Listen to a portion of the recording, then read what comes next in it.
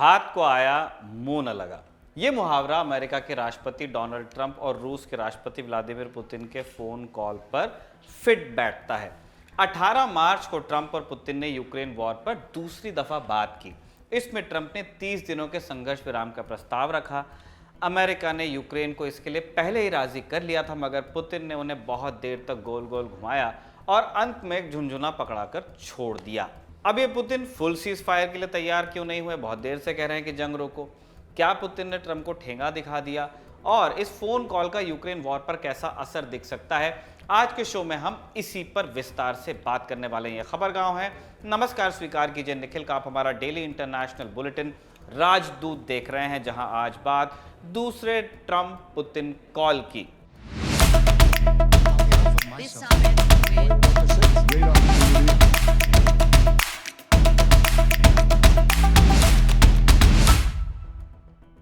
पहले बैकग्राउंड आपको बता देते हैं, कई बार बताया है, एक क्विक रिकैप आप मानिए इसे।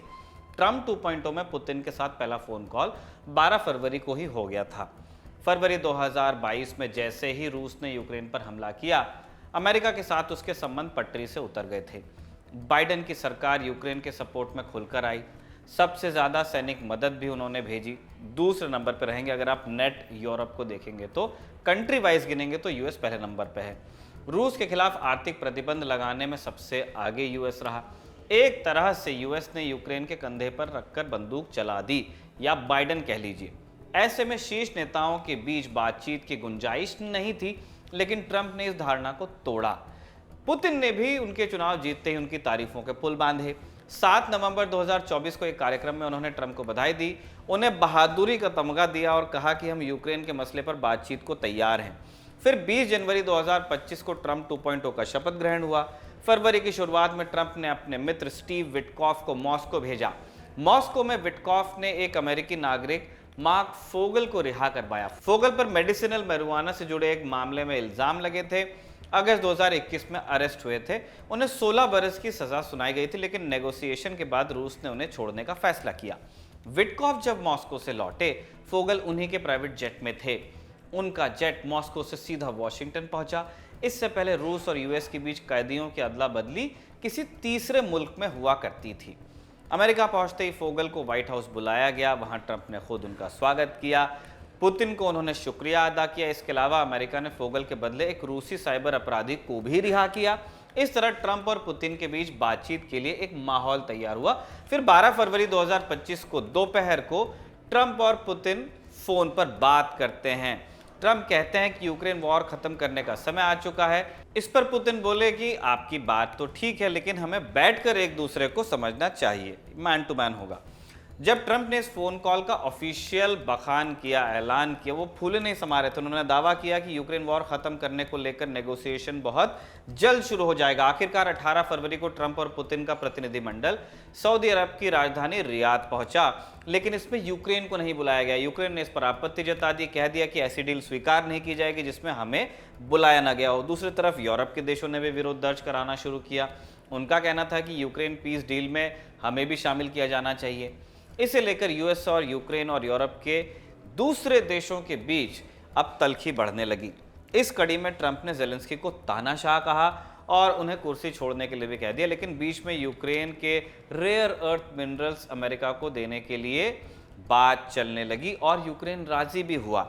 इसके बाद ट्रंप का गुस्सा थोड़ा शांत हुआ और तब उन्होंने ज़ेलेंस्की को मिलने के लिए बुलाया। फिर 28 फरवरी की तारीख आई। यूक्रेन के राष्ट्रपति वोलोदिमीर ज़ेलेंस्की वॉशिंगटन पहुंचे। वो वहां मिनरल डील पर साइन करने गए थे और इसके तहत अमेरिकी कंपनियों को यूक्रेन के नेचुरल रिसोर्सेज का कंट्रोल मिलने वाला था। बदले में यूक्रेन सिक्योरिटी गारंटी मांग रहा था, लेकिन बात बीच में ही बिगड़ गई। ट्रंप और जेडी वांस प्रेस के सामने ही ज़ेलेंस्की पर भड़क गए, खूब बुरा भला कहा। आखिरकार ज़ेलेंस्की डील पर साइन किए बिना वापस लौट गए और बाद में ज़ेलेंस्की ने मामला संभालने की कुछ कोशिश की, लेकिन तब तक ट्रंप सबक सिखाने का मन बना चुके थे। मार्च की शुरुआत में अमेरिका ने यूक्रेन को दी जा रही सैन्य मदद को रोक दिया। कुछ समय बाद उन्होंने इंटेलिजेंस साझा करना भी बंद कर दिया। यूक्रेन की फौज इसी के दम पर रूस को चुनौती देती थी और सपोर्ट बंद होते ही उनकी हालत खराब हो गई दिन ब दिन। कई इलाकों से फौज को पीछे हटना पड़ रहा था, स्पेशली कुर्स्क में। ज़ेलेंस्की को इसका पूरा एहसास था। उन्हें यह भी पता था कि यूरोप के देश अमेरिका को रिप्लेस नहीं कर सकते, नहीं कर पाएंगे। अमेरिका के बिना उनकी अपनी सिक्योरिटी खतरे में पड़ती दिख रही थी, वो यूक्रेन की मदद क्या ही करते। इसलिए ज़ेलेंस्की ने ट्रंप को चिट्ठी लिखकर कहा कि व्हाइट हाउस में जो हुआ नहीं होना चाहिए था, हम आपकी लीडरशिप में काम करने को तैयार हैं, जैसी मिनरल डील आपको चाहिए वो भी आपको मिल जाएगी। ट्रंप ने संसद के जॉइंट सेशन में ये चिट्ठी पढ़ दी और इस दौरान वो काफ़ी खुश दिखे। इससे ईगो बूस्ट हो रहा था उनका। फिर 11 मार्च को अमेरिका और यूक्रेन का प्रतिनिधिमंडल सऊदी अरब के जद्दा में मिला। इसमें रूस को नहीं बुलाया गया था। जद्दा में अमेरिका ने 30 दिनों के संघर्ष विराम का प्रस्ताव रखा और इस दौरान जमीन, हवा और पानी में हमला बंद रहना था। अमेरिका ने बदले में मिलिट्री और इंटेलिजेंस सपोर्ट रिज्यूम करने का वादा किया। यूक्रेन इस प्रस्ताव पर तुरंत तैयार हो गया और उसने मिनरल डील आगे बढ़ाने की बात भी कही। अमेरिका के लिए अब ये एक विन विन सिचुएशन होती जा रही थी। उसने यूक्रेन को दिए जा रहे सपोर्ट पर लगाया बैन हटाया, लेकिन अभी भी एक पेज तो छूट गया। यूक्रेन सीज फायर के लिए राजी था 30 दिन वाली, मगर रूस का जवाब नहीं आया था। अमेरिका उसके ऊपर दबाव डालने की स्थिति में नहीं आया था। उसने बस इतना कहा कि गेंद अब रूस के पाले में है। ट्रंप ने यह भी कहा कि अगर रूस मानता नहीं है तो डेवास्टेटिंग सैंक्शंस लगा देंगे। रूस ने जवाब क्या दिया? उसने सीधे सीधे प्रस्ताव को खारिज नहीं किया, लेकिन उसमें बहुत सारे किंतु परंतु लगाए। 13 मार्च को पुतिन ने कहा कि हम संघर्ष विराम के ही पक्ष में हैं, लेकिन इसमें कई बारीक बातें हैं। बकौल पुतिन, विवाद की जड़ को खत्म करना जरूरी है ताकि स्थायी शांति का रास्ता साफ हो। विवाद की जड़, विवाद नहीं। पुतिन का जोर इस बात पर रहा है कि यूक्रेन की नेटो मेंबरशिप का विचार त्यागा जाए। यूक्रेन भी त्यागे, पूरी दुनिया भी मान ले कि यूक्रेन को नेटो में नहीं लिया जाएगा। यूक्रेन को डीमिलिटराइज किया जाए, यानी उसकी सैनिक शक्ति कम की जाए, और जिन इलाकों पर कब्जा हो चुका है उन्हें रूस की संप्रभुता का हिस्सा मान लिया जाए। नेटो वाली मांग पर ट्रंप राजी हैं। उन्होंने साफ साफ कहा है कि यूक्रेन को नेटो मेंबरशिप मिल नहीं सकती। वो रूस द्वारा कब्जा इलाकों को छोड़ने के लिए भी राजी हैं। फिर भी पुतिन घास नहीं डाल रहे। जानकारों का कहना है कि पुतिन के मुंह पर खून लग गया है। वो एक ही बार में ज्यादा से ज्यादा शर्तें मनवाना चाहते हैं। उन्हें पता है कि वो अपने टर्म्स डिक्टेट कर सकते हैं। इसकी दूसरी झलक उसी रोज दिखाई दी जब ट्रंप के विशेष दूत स्टीव विटकॉफ संघर्ष विराम पर बातचीत करने के लिए मॉस्को गए। उन्हें उम्मीद थी कि ट्रंप के नाम पर उन्हें वीवीआईपी स्वागत मिलेगा। पुतिन उन्हें देखते ही कुर्सी से खड़े हो जाएंगे, गले लगा लेंगे, लेकिन ऐसा कुछ नहीं हुआ। स्काई न्यूज की रिपोर्ट के मुताबिक पुतिन ने उन्हें 8 घंटे तक दफ्तर के बाहर बैठाया। इस दौरान वो बेलारूस के राष्ट्रपति अलेक्जेंडर लुकाशेंको से मिलने में व्यस्त रहे। अब दिलचस्प बात यह थी कि लुकाशेंको का यह दौरा आनन फानन में शेड्यूल हुआ था, जबकि विटकॉफ का प्रोग्राम बहुत पहले से तय था और विटकॉफ पर्सनल कैपेसिटी में पुतिन से मिलने नहीं गए थे। वो ट्रंप का संदेशा लेकर पहुंचे थे। उन्हें वेट कराने का मतलब था ट्रंप को वेट कराना।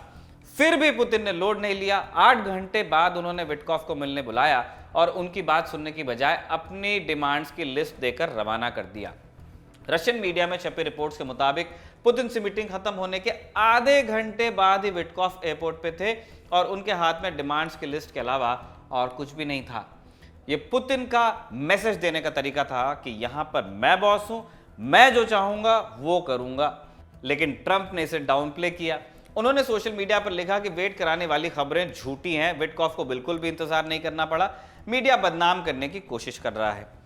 ट्रंप अपनी आलोचना को फेक बताकर दरकिनार करने के लिए कुख्यात हैं। फिर भी जब उन्होंने दावा किया कि मीटिंग प्रोडक्टिव रही तो लोगों ने उनके ऊपर भरोसा किया। ये उम्मीद भी लगाई कि संघर्ष विराम एकदम नजदीक है, लेकिन रूस ने कोई ऐलान नहीं किया। उल्टा उसने यूक्रेन पर हमले बढ़ाए। यहां पर ट्रंप का दावा ध्वस्त हो रहा था और इसी माहौल में पुतिन और ट्रंप के बीच दूसरे फोन कॉल का शेड्यूल बना। कॉल के लिए 18 मार्च की सुबह का वक्त तय हुआ, लेकिन जो समय बताया गया उस दौरान पुतिन एक बिजनेस फोरम में हिस्सा ले रहे थे।